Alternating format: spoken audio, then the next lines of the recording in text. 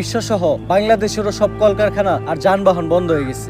বাংলাদেশ আজকে প্রায় ধ্বংসের পথে। এদেশের মানুষ সরকারের প্রতি প্রচুর ক্ষিপ্ত, যার কারণে এদেশের সরকার প্রধান হওয়া সত্ত্বেও জনগণের ভয়ে এই জঙ্গলে লুকায় আমাকে মিটিং করতে হইতাছে। এর একটা দ্রুত সমাধান করা দরকার। এটা কি মানা যায়? আমরা হলাম এদেশের সর্বোচ্চ বুদ্ধিজীবী এবং নেতা, আর আমরা নাকি আজকে জনগণের ভয়তে জঙ্গলে পলাই আছি। সাদেক, হয়তো থাকতে পারি দুবাই, কিন্তু আমিও জানি যত বেশি মাছ তার তত বেশি পানি। বাংলাদেশ এমন একটা দেশ যে দেশে বুদ্ধিজীবী কমাতে বুদ্ধি নাই, শিক্ষাবিদকে ভিতরে শিক্ষা নাই, নেতাকে মধ্যে নেতৃত্ব নাই, তেলের পাম্পে তেল নাই, কিন্তু বিসিবি আর ক্রিকেট বোর্ডে তেলের অভাব নাই। শেখ সাহেব, এটা কিন্তু দুবাই না, এটা বাংলাদেশ। পোস্ট ডিলিট করেন, নাহলে কিন্তু সমস্যা হইব। মাফি মুশকিলা। আরে এই সব বাদ দিয়া এই সমস্যার একটা সমাধান বের করেন। আরে শেখ সাহেব তো দুবাই থেকে বাংলাদেশে নিয়ে সেল লিগাই। শেখ সাহেব, সাদেক, কয়েক বছর আগে বাংলাদেশ থেকে এক লোক আমার কাছে গেছিল। ওর নাম হইল রমিজ মাল। ও আমার ডাকছিল সাদেক তাল, চাইছিল কিছু তেল। আমি ওরে বিশ্বাস করছি, বুঝি নাই ওর ভিতরে এত ভেজাল। আমি ওরে দেই তেল, ও আমার থেকে নেয় তেল। তেল নিয়ে ও চলে আসে বাংলাদেশে, আমার লগে সব যোগাযোগ করে দেয় বন্ধ। হালাই এত খারাপ মাল, ও আমারে দেখায় দেয় বাল। ওই তেল এখনো বাংলাদেশেই আছে। আমরা যদি করতে পারি উদ্ধার, তাইলে হয়ে যাবো লালে লাল। তাইলে তো সমস্যার সমাধান হয়ে গেছে। চলেন গিয়া তেল বের করি। সাদেক তাল, দিস ইজ দ্য প্রবলেম। তেল কই আছে আনা মাফি মালুম। তাহলে শেখ সাহেব এখন কি হইব? কিন্তু তেল আছে, প্রচুর তেল আছে। এত তেল আছে যে এই তেল দিয়া হোল বিশ্ব কন্ট্রোল করা যাইব। হোল হোল নট দিস ওল, হোল বিশ্ব, হোল। তাইলে তো এইটা আমাদের হাতে নাই। এই কেসটা আমাদের ইন্টেলিজেন্ট এজেন্ট সিরাজের হাতে হ্যান্ডওভার করা হোক। কিন্তু ওর কাছে হ্যান্ডওভার করুম কেমনে? ওর তো হ্যান্ডই নাই। শালার কি একটা বিপদে বললাম। আমাকে হাতে নাই, ওর হাতি নাই। এই মিশনটা অন্য সব মিশনের মতো এতটাও সহজ হইব না। গাড়ি চলে না কারণ দেশে তেল নাই।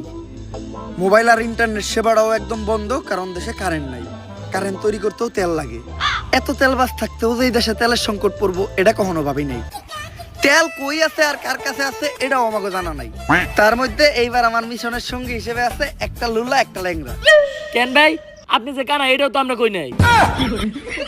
কালিব, এই চোখ হারানোর কাহিনী অনেক ভয়ঙ্কর ছিল। সবার মতো আমার জীবনে দ্বিতীয় একটা প্রেম আসছিল, কিন্তু ভদ্র মহিলার এক চোখ কানা ছিল। আমি মহৎ সাজার জন্য ভদ্র মহিলারে আমার একটা চোখ দিলাম দিয়া।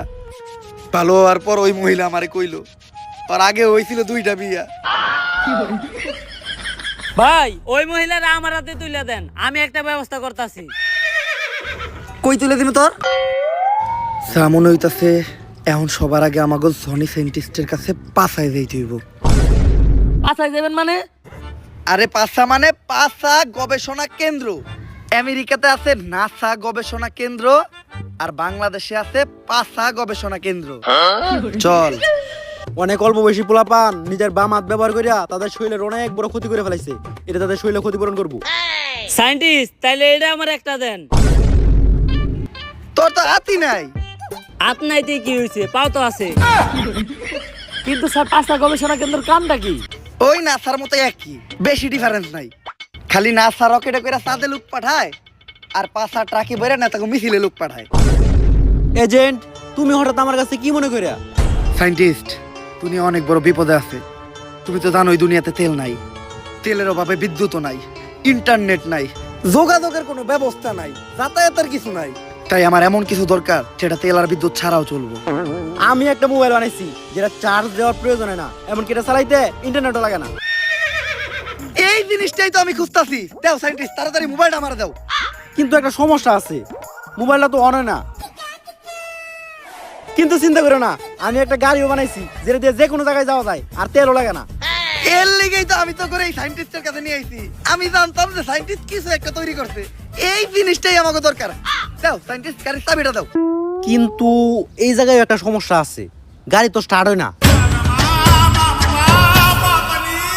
ওরে তো আমি হালকা করে তেল দিয়ে খেলাও দিতে পারতাছি না, কারণ দেশে তেলের সংকট। স্যার, আপনারা কেউ আমার আটকেন না, ওরে আমি একটা চর দিমুই। কি দিয়ে সর দিবি? দে সর সর দে দে সর। আমি Lavlu, half time hacker, full time বেকার। কিন্তু সায়েন্টিস্ট, বিদ্যুতের অভাবে তো দুনিয়ার সব ডিভাইসই বন্ধ, আর ল্যাপটপ চলতেছে কেমনে? আরে এটা অ্যাপলের ল্যাপটপ, আমি আবিষ্কার করছি। বিদ্যুৎ লাগে না, যৌন বিদ্যুতে চলে। যৌন বিদ্যুৎ মানে? শোনো, সূর্যের আলোতে যেগুলো চলে এগুলোর বলে সৌর বিদ্যুৎ। এটা চাঁদের আলোতে চলে, তাই এটা যৌন বিদ্যুৎ।